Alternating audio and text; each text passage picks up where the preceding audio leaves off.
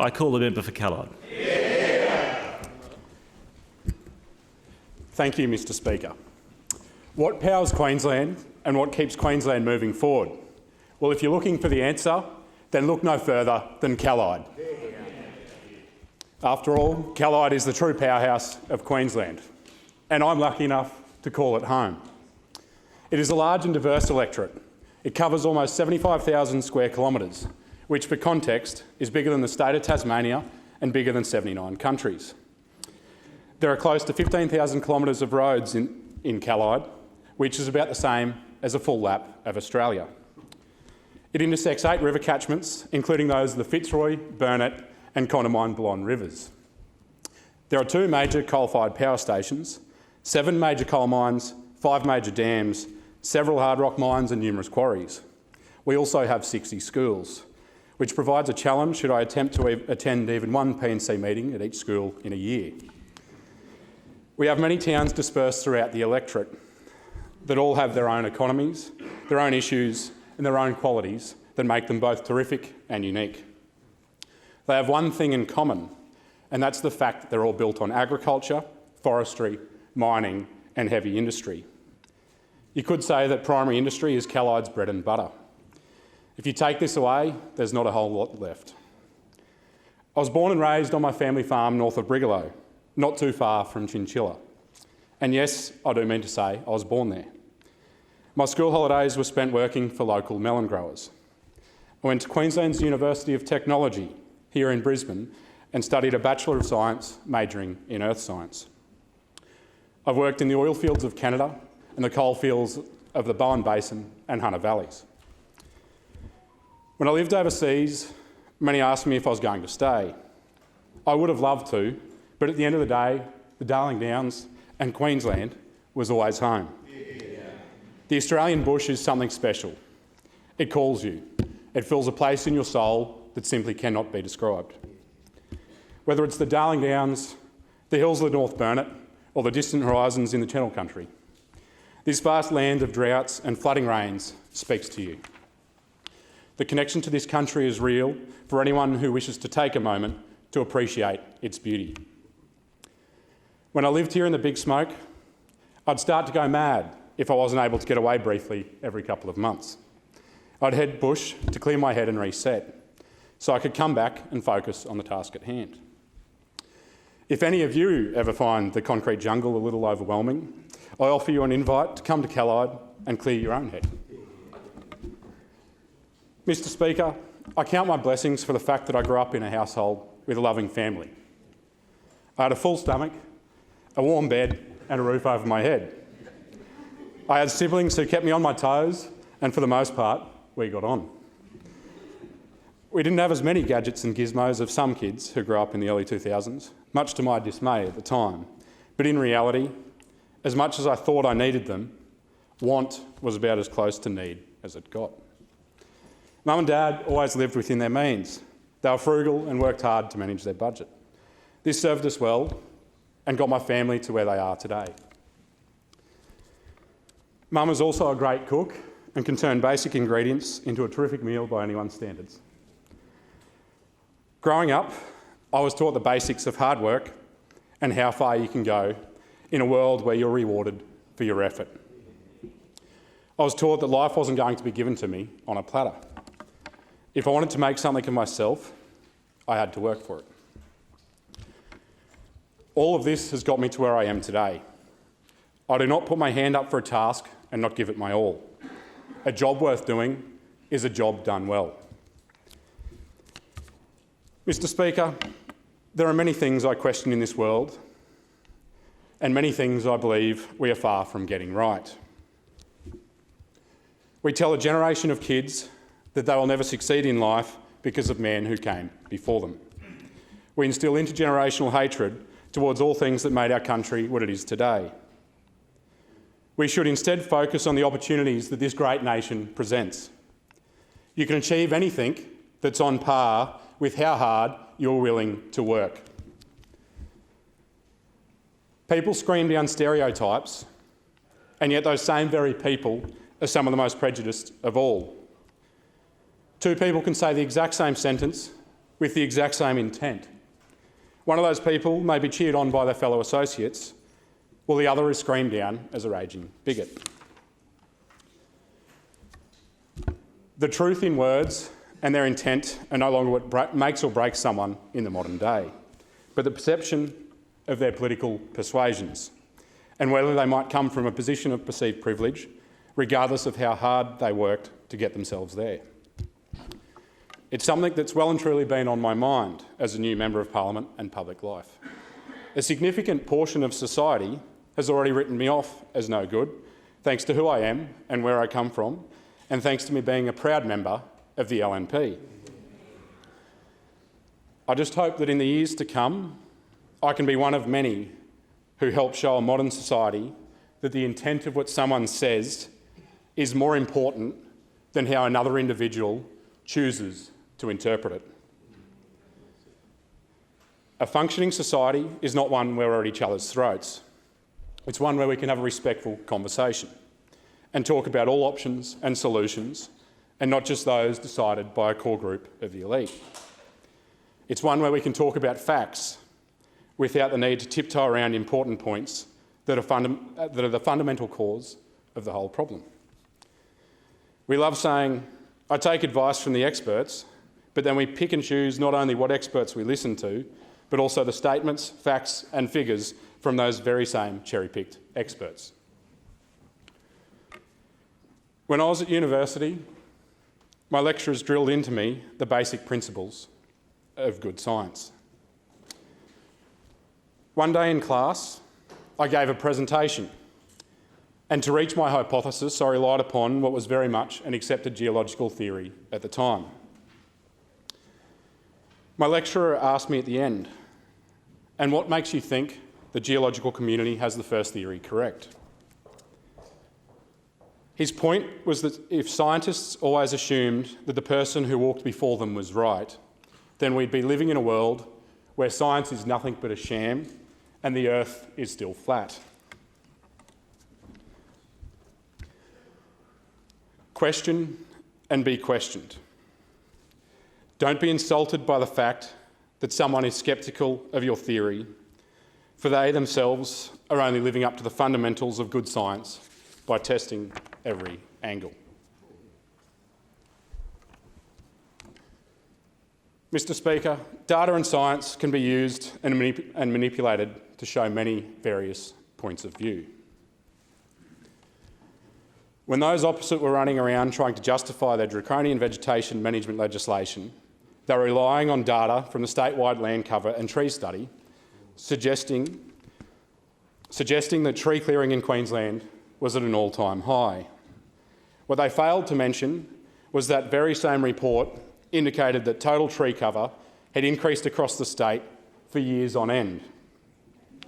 Of course, this bit of information didn't fit an agenda or win votes from a public who were removed from our reality in the bush. I say our reality because I do not mean to insult those of the metropolitan regions, who, by no fault of their own, have never lived in the bush to understand the intricacies of our landscapes. They view life through a different lens than I. We now live in a state where we have a one-size-fits-all rule for an area that would rank as the 17th largest country if it were on its own.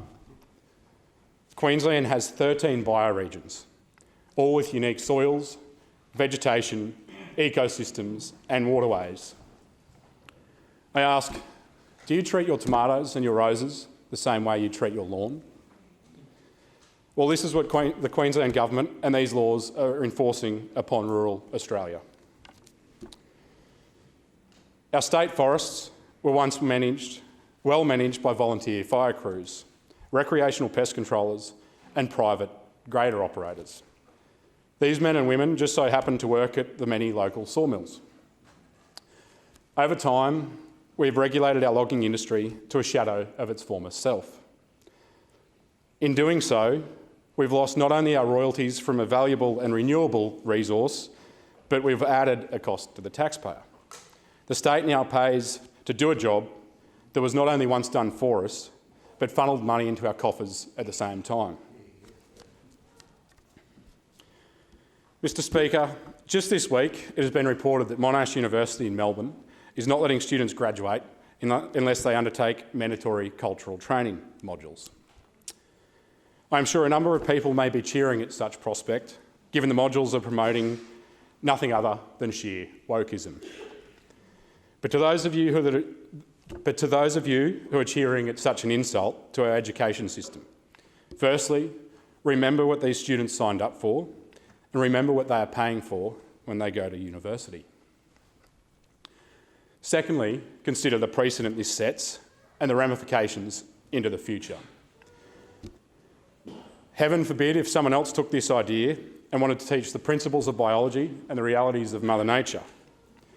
I'm sure you wouldn't be cheering if you're forced to watch a feral pig eat a screaming lamb alive just so you can graduate from your political science and gender studies degree.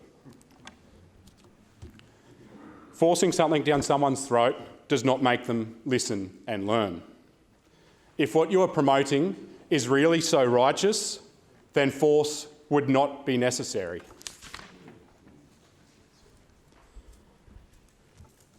Mr Speaker, Australia is a smart nation, a nation of inventors, a nation of doers. Over the decades, we've always managed to tackle the task at hand and soldier on through a bit of ingenuity and problem solving. We also seem to love our red tape, and when it comes to politics, we often manage to miss the mark. Back a number of years ago, the first fast food chain opened in Chinchilla at around 7 a.m. one morning. By around 11 a.m. that very same day, up the road from our house was garbage from that very same outlet, all within 4 hours of it opening. For context, we live 25 minutes from town. The next closest outlet is over an hour away. This, ladies and gentlemen, is not a material problem or a plastic problem. It is a human problem. In principle, I do not like taxes, including the Containers for Change tax that the average punter may not yet realise is another new and fancy tax. We now have people out risking their lives, picking cans and bottles up from the sides of highways and roads, all to reclaim 10 cents, thanks to the many grubs who left them there. When plastics first started being widely used, remember they were meant to save the trees? Now we've forgotten about the trees, for the turtles need saving instead. For the record, I find the amount of waste and litter that ends up in our natural environment absolutely appalling. I'm merely mocking the irony of the situation we've found ourselves in, all because we didn't want to consider both the pros and cons of the innovation of the time. This wasn't any one person's fault, but the collective fault of the consumer, the politician, and enterprise. The latest clean and green technology might seem fashionable, just as the plastic bag did at the time. Mr Speaker, I want to take a moment to thank the people of Callide who have instilled their faith in me and given me this opportunity to represent them as the 6th member of Callide in the Queensland Parliament. I want to thank the membership, the staff, and the executive of the LNP. To the many who backed up after a long federal campaign to help me on my by-election, who wrote letters, made phone calls and manned booths, thank you. To the state parliamentary team and the member for Broadwater, thank you for your efforts and for welcoming me to this House. I want to thank the former member for Callide, Colin Boyce, for his service to the electorate, and I wish him well as the new federal member for Flynn. I also want to thank two great men who are no longer with us today, Scott Zargood and Jamie Varco. I did not have the privilege of knowing these men for long. They were both taken from us too soon. To Adma, Mitch and Bonnie. Scott was a true champion of the bush. He was true to his word and didn't sit back when there was work to be done. To Deb, Lily and Ella. Jamie was a bloke who wore his heart on his sleeve and fought hard for what he believed in. If there was a rabbit to chase up a hole, he'd be there with bells and whistles on.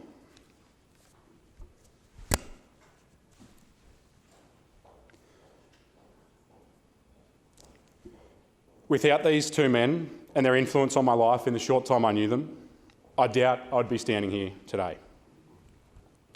I also thank the current and former politicians and community leaders who have always been a sounding ear. To my good mates from school and university, some of who are in the gallery today, thanks for always being there for me and always having my back.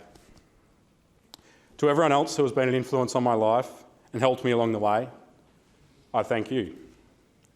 To my late Grandad Len and Grandma Maggie, I hope I'm doing you proud. To Grandma Faye and Pop, thank you for everything you've taught me.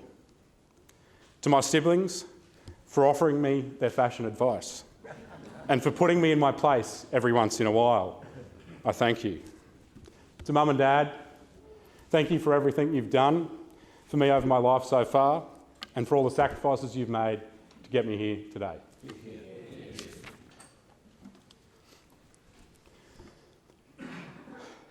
Mr. Speaker, I want to take a moment to highlight some of the things for me to consider into the future to help guide me in serving the people of Callide. I'll never please everyone. There is always someone on the wrong side of every decision. I can only help so many at a time. If I'm nervous about asking a question, then maybe that's because it's a question that needs to be asked. Never forget the fundamentals and the founding principles of science. An individual is and can only be responsible for their own actions.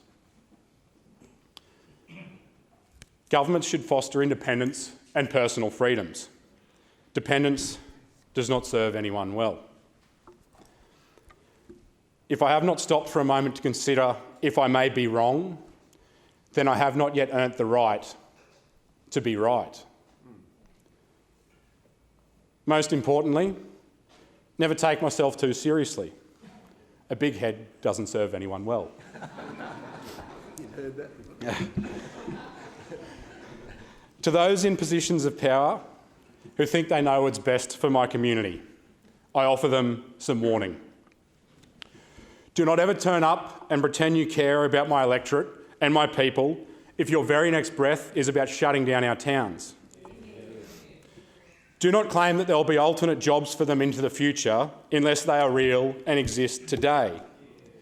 And do not insult us by offering us jobs that fall well short on skill and even shorter on pay.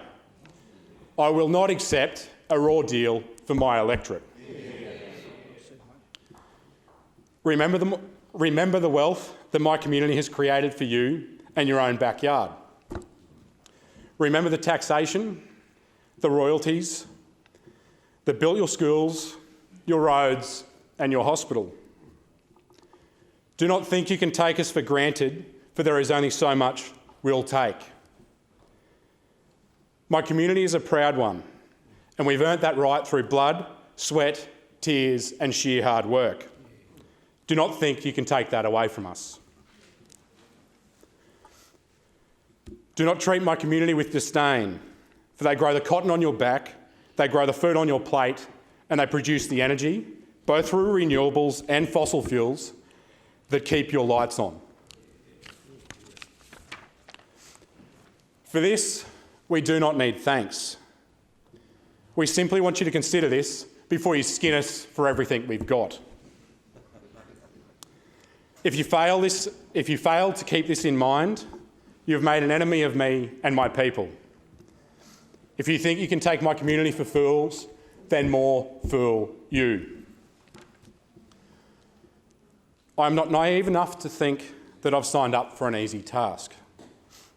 I came here to work hard in serving my community, to fight for a better future for not only myself, my family and my generation, but for all of my people and all of Queensland.